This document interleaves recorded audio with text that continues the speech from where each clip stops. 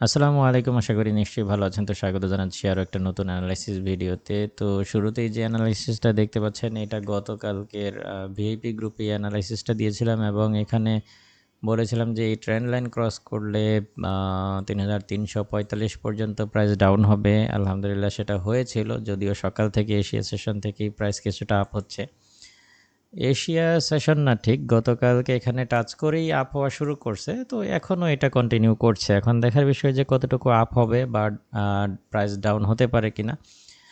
তো অলরেডি হচ্ছে মধ্যপ্রাচ্যে ঈদ শুরু হয়ে গেছে, যে কারণে মধ্যপ্রাচ্যের অনেক ব্যাংক হলিডে আজকে, তো মার্কেট তুলনামূলক কিছুটা স্লো থাকতে পারে, যদিও এমনিতেও সারাদিন স্লো থাকে বা ফেক মুভমেন্ট হচ্ছে অনেক।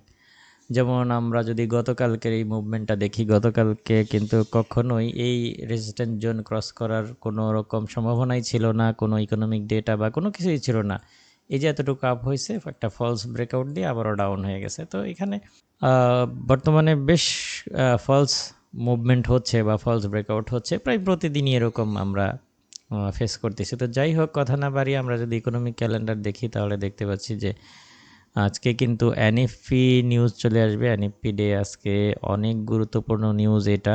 মার্কেট এই নিউজগুলোর জন্য অপেক্ষা করবে। সেই হিসেবে এই নিউজগুলোর আগে বিনিয়োগকারীরা বড় ধরনের পদক্ষেপ মার্কেটে নেবে বলে মনে হয় না।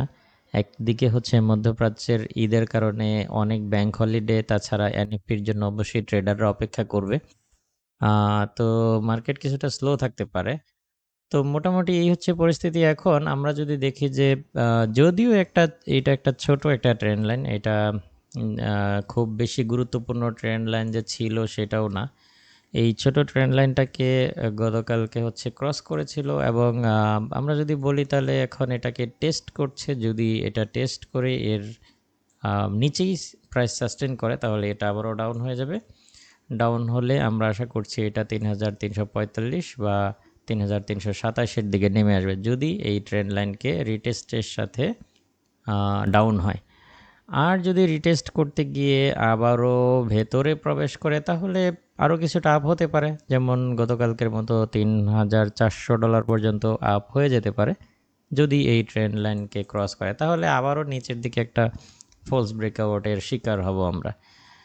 তো যাই হোক, এই পরিস্থিতিতে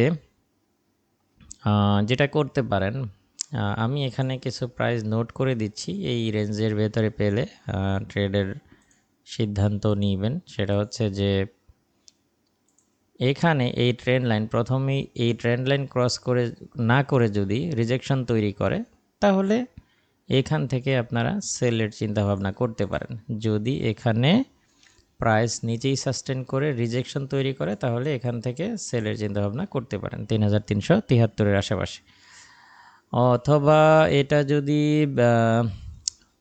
যদি ক্রস করে আপ হয়ে যায় তাহলে বায়ের চিন্তা করতে পারেন। সেই ক্ষেত্রে আবারও আরেকটা সেল পেতে পারেন ৩৩৯৯-এর আশেপাশে। ঠিক আছে? তো এই হচ্ছে পরিস্থিতি। এখন এখান থেকে যদি সেল নেন ৩৩৭৫-৭৩ তাহলে এর উপরেই স্টপ লস দিয়ে রাখবেন। একদম এই ট্রেন্ড লাইনের উপরেই স্টপ লস দিয়ে রাখবেন। আর আজকের দিনে এই দিকটায় পেয়ে গেলে বায়ের চিন্তাভাবনা করতে পারেন। এটা যদি ড্র ডাউন করে আরেকটা বাই এখান থেকে নিতে পারেন। এই প্রাইসটা হচ্ছে ৩৩৪৫ এবং নিচেরটা হচ্ছে ৩৩২৭। এই রেঞ্জের আশেপাশে পেয়ে গেলে বায়ের চিন্তাভাবনা করতে পারেন। তো মোটামুটি এই হচ্ছে পরিস্থিতি এবং স্টপ লসগুলো এর নিচেই দিবেন। এর নিচে এসএল দিয়ে রাখবেন এই ৩৩২৭-এর নিচেই, এবং এখানে $৩,৪০৫ উপরে স্টপ লস দিয়ে রাখবেন। তো মোটামুটি এই হচ্ছে আজকের দিনের ট্রেডিং প্ল্যান। এই সেটআপ অনুযায়ী আপনারা আপনাদের ট্রেডগুলো ম্যানেজ করার চেষ্টা করবেন। সবাইকে ঈদের শুভেচ্ছা রইল। দেখা হবে ঈদের পর।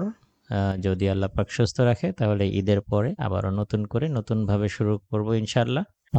সবার ঈদ ভালো কাটুক। ঈদ মোবারক।